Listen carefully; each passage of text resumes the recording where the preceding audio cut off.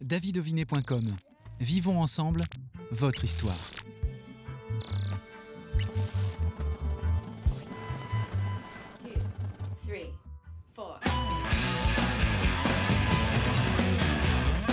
Bonjour à toutes et tous, soyez les bienvenus. Quel plaisir de vous accueillir, quel plaisir d'accueillir aujourd'hui dans l'émission Jean-Louis Audebran, le directeur de La Belle Entrée. Jean-Louis, salut. Bonjour. La Belle Entrée qui est un cabaret. C'est ça, un cabaret musical. 10 ans, plus de 10 ans maintenant. 11 ans que tu as lancé cette belle aventure avec toutes tes équipes. Et il y a 11 ans, on te disait, mais comment peuvent-ils s'installer à Saint-André, petite ville de Vendée ? C'est ça, il y a un peu de ça. Pourquoi s'installer à Saint-André-Gouldois ? Alors, je t'avoue que c'est la question qu'on me pose encore aujourd'hui. La preuve. C'est ça. On a fait, ça fait 11 ans qu'on est ouvert. On a fait 170 000 personnes en 11 ans et on nous pose encore cette question. Mais il y a des vraies raisons pour lesquelles on s'est installé à Saint-André-Gouldois. D'abord parce qu'il y avait un lieu qui se libérait, on va dire, qui était en vente, qui était l'ancienne maison de biens que les gens connaissent, les Gouldoisiens notamment. Et ça nous convenait très bien, puisqu'il y avait le potentiel de place qu'on voulait avoir, la jauge, comme on dit. Il y avait une maison attenante, comme on arrivait de Paris, on pouvait s'installer, poser nos valises et partir sur le projet.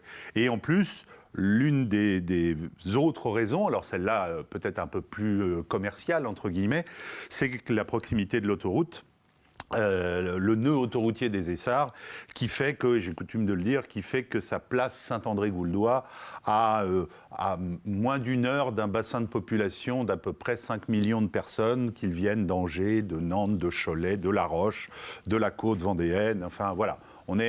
Donc, stratégiquement, c'est très bien placé, même si c'est où ça a l'air d'être au milieu de nulle part. Et surtout, ça a tellement bien marché que les spectacles ont vite été pleins. Combien de spectacles aujourd'hui ont été créés ? Évidemment, on parlera du nouveau. Alors, on crée un spectacle tous les 2 ans. Maintenant, au tout début, on faisait un spectacle par an. Et puis, on s'est rendu compte que le turnover, c'est-à-dire la clientèle, ne venait pas forcément tout le temps d'une année sur l'autre. Et que donc, 2 ans pour la durée de vie d'un spectacle, ça nous permettait plusieurs choses. Ça nous permettait de toucher un public plus large. Et en même temps, de garder un spectacle 2 ans, ça nous permettait en production d'avoir un spectacle plus fourni, plus riche, entre guillemets. Ça nous laissait le temps de faire des costumes, puisqu'on a une costumerie exprès, qui est faite pour ça. Et le fait de tenir les spectacles 2 ans, ça nous permet vraiment d'aller plus à fond dans ce qu'on a envie de créer, dans tous les domaines, que ce soit la création artistique, mais les costumes, mais les lumières, le son, etc. Donc aujourd'hui, on est au 9e spectacle créé, et c'est French Touch qui a démarré en septembre dernier. Et French Touch, cher public, c'est ça.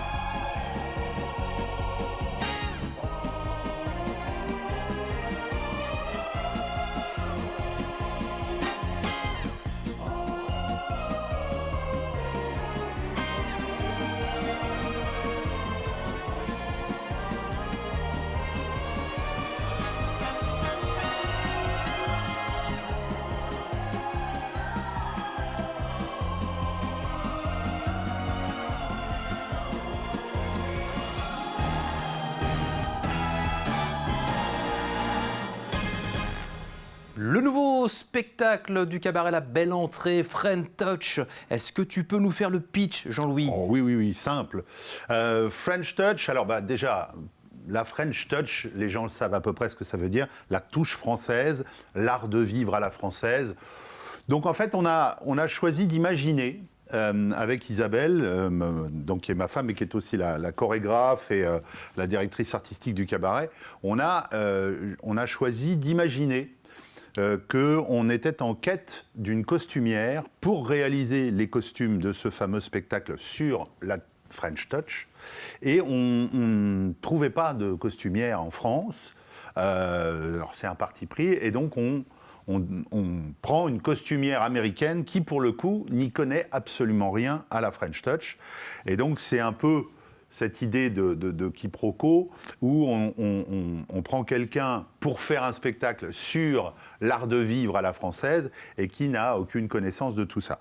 Et donc, c'est toute l'aventure de cette costumière qui traverse la France entière avec le magicien du théâtre, du cabaret, qui est aussi, lui, le personnage, un des personnages principaux du spectacle, qui lui fait découvrir un petit peu toutes ces choses-là, le vin, la gastronomie, la haute couture, enfin, etc. Donc, il voyage, Paris, etc. Et c'est au travers de différents tableaux, donc, avec ces fameux costumes qui, eux, existent pour le coup.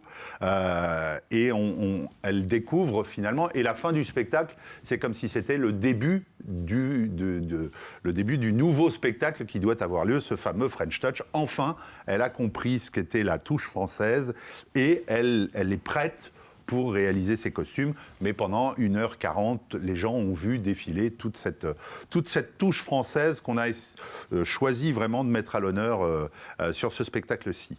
Jean-Louis, beaucoup de plumes, beaucoup de très très jolis costumes, une grande équipe qui t'entoure. D'ailleurs, combien de personnes aujourd'hui ?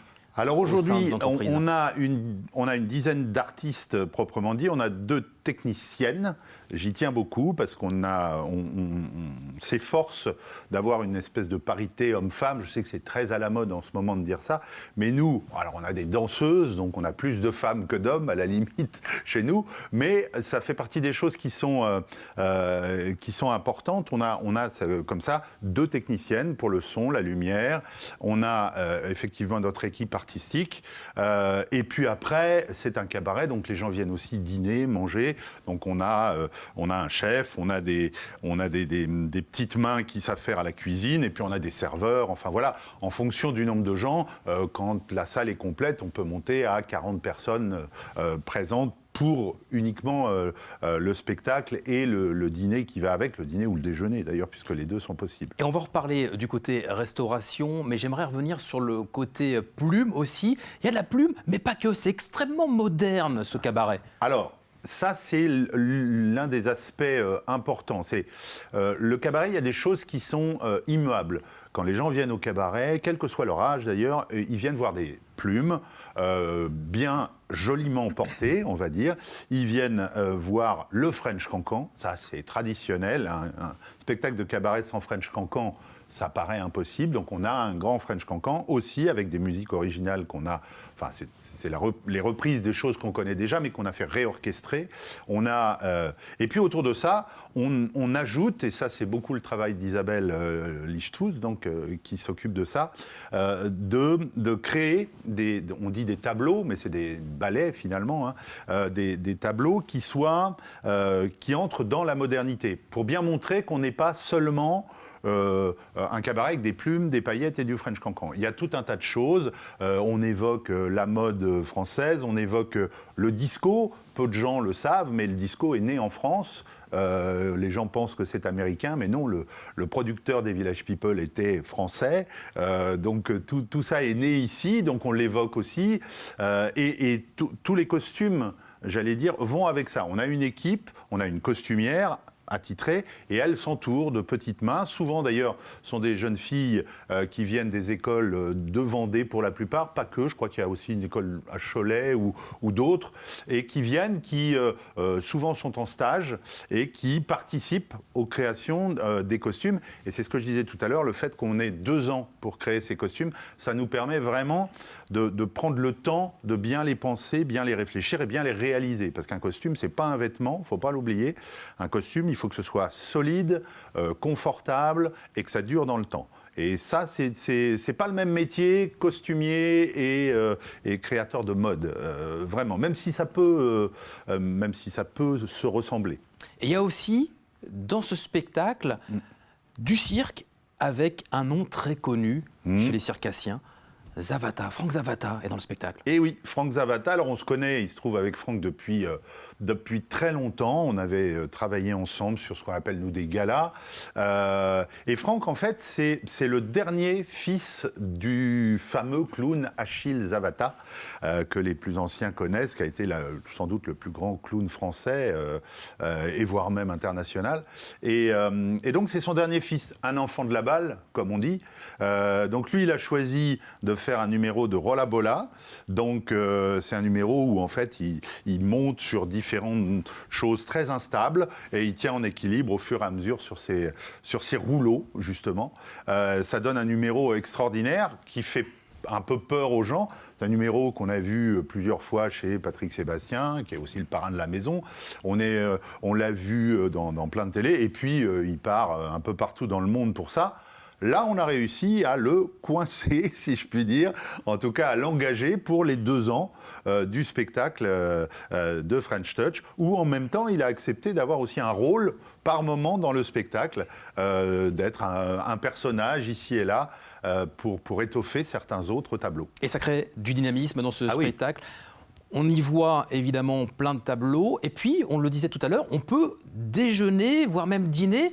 Parle-nous des possibilités pour ces fêtes de fin d'année rapidement. Alors, pour les fêtes de fin d'année, alors déjà, il y a le repas de Noël, il reste encore quelques places. Alors quand je dis le repas de Noël, le réveillon de Noël, hein, le 24 décembre au soir, avec le Père Noël sera là, hein, évidemment. Donc il y a le spectacle French Touch à ce moment-là. Pour le 31 décembre, malheureusement, c'est déjà complet au cabaret, mais on a une deuxième équipe à Olonne-sur-Mer. Ça fait plusieurs années qu'on fait ce réveillon qui s'appelle le Grand Réveillon des Olonnes.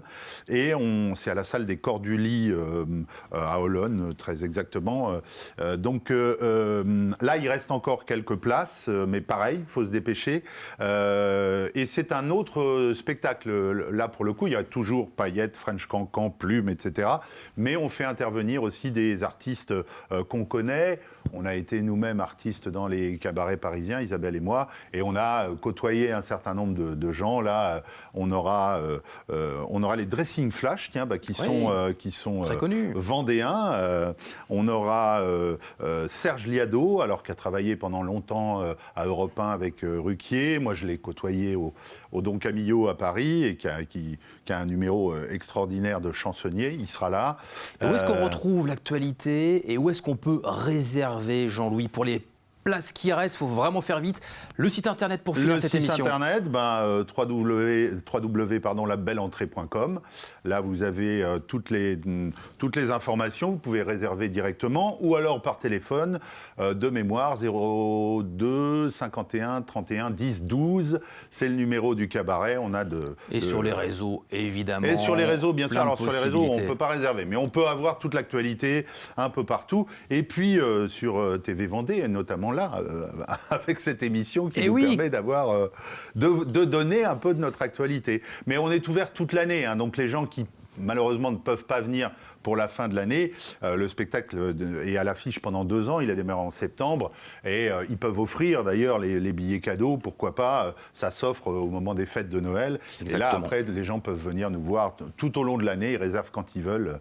On fait une centaine de spectacles par an au cabaret, donc il y a largement le temps de venir, déjeuner, puis ensuite voir le spectacle ou dîner. Voilà. Le temps va nous manquer pour finir cette émission. On pourrait tellement parler de ce spectacle magnifique French Touch.